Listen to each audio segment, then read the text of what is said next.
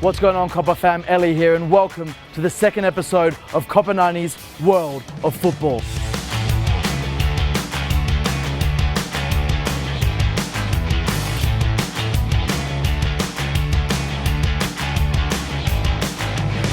We're flipping the idea of what counts as football news and who should be bringing that news to you, putting fans at the heart of every story. This week we'll be covering topics all around the world, from fans in the UK protesting ticket prices to players in Greece protesting the current migrant crisis. We'll also be in Asia for the Chinese Super League revolution and finish off in Rwanda for the African Nations Cup. But let's start off at Anfield, where Liverpool fans have had a fantastic outcome as a result of their protests against spiralling ticket costs. The Liverpool fans walking out of Anfield in the 77th minute in protest of the ticket price is one of those things that I struggle to put into words how much pride it fills me with. It's a capitalist game, it's all about making money, and I think people have become accepting of the fact that prices are going to go up, everything gets more expensive. It's pointless, there's no point in taking a stand. And again, in Liverpool, we don't like being told no, we don't like being told we can't do things. The fact that you've got these guys who absolutely love the football club, they wouldn't choose actively to miss a single second of the action,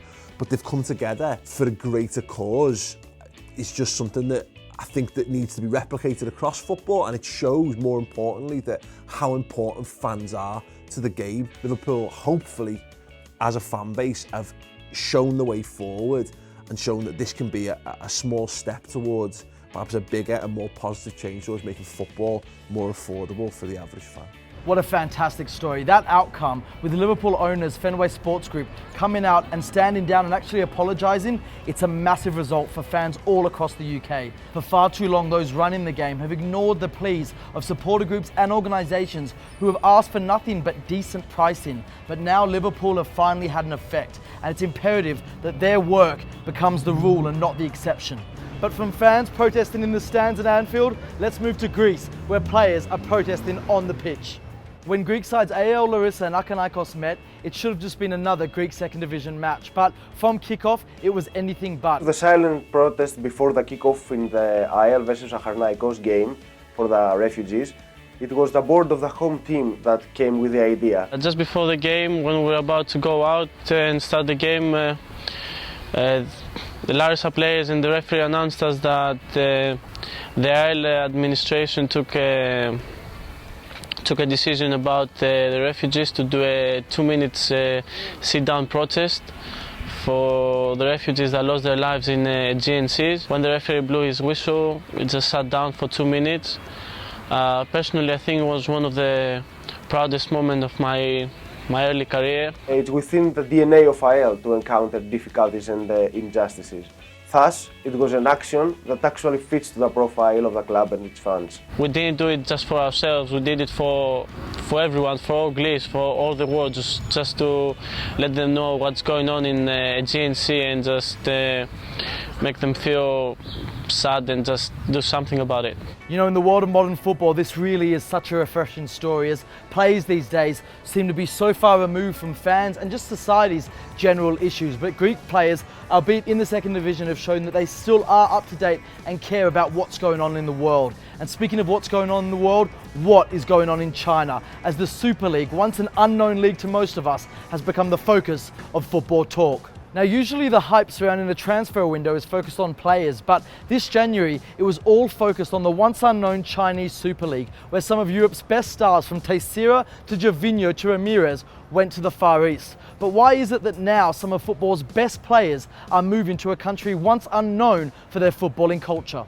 The Chinese Super League has taken the world by storm by signing big players over this winter.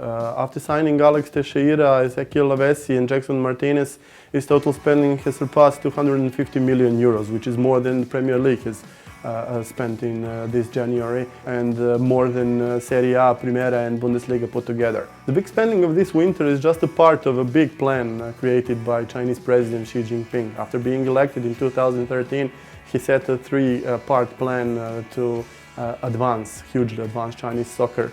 First part of the plan is to qualify for the World Cup, then to host it, and at the end, if it is possible, to win it. It won't be easy, especially not in a 20-year period, which is set for fulfilling that plan. It is easy to compare the Chinese Super League to the MLS because we are talking about two of the world's greatest economies, and 2 out of 3 biggest countries population-wise. When you compare them, you can easily see how China has surpassed in a very short time what MLS has been building for a long time, because even now the players that go to MLS are the big stars who are way past their prime, like Steven Gerrard or Frank Lampard. When you compare it to the Chinese Super League, where they're signing players like Alex Teixeira, who was wanted by some of the big clubs in Europe, and the only problem was that nobody in Europe was willing to pay 50 million euros for him. China's president has made no secret of the fact that he sees football as a powerful tool in stamping the authority of China across the world, and he's pledged the US $1 trillion to do so, something even Europe's billionaires probably can't compete with. And lastly, to Rwanda, where the African Nations Cup has just concluded. Next, we're going to show you some incredible scenes from one of the world's most underrated tournaments.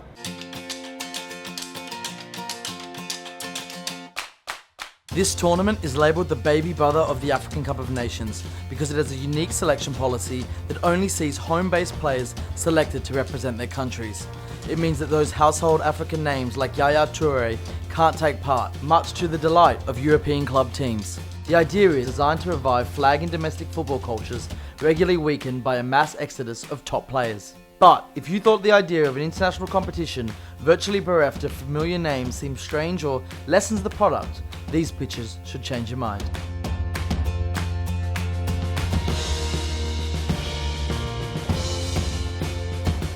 Well, until next time, that's it for World of Football, but we want to hear from you and you to be part of the show. You decide what's news, you decide what's interesting, and you decide how it's told.